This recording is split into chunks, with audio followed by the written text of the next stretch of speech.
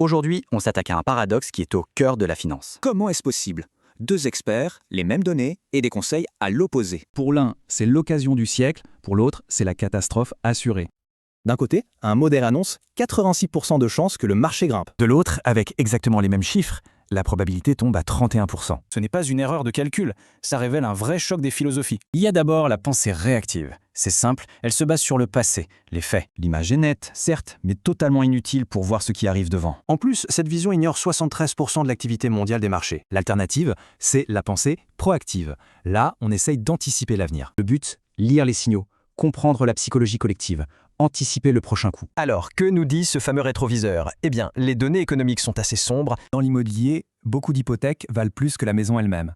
C'est un signe. Côté automobile, la dette des ménages explose, mais les ventes sont au plus bas. Même l'agriculture est touchée, les terres fertiles deviennent des centres de données. Avec tous ces voyants au rouge, pourquoi le marché continue de grimper? La raison, c'est qu'une bonne histoire peut être plus forte que les chiffres. En finance, les croyances créent la réalité. Ce sont des prophéties autoréalisatrices.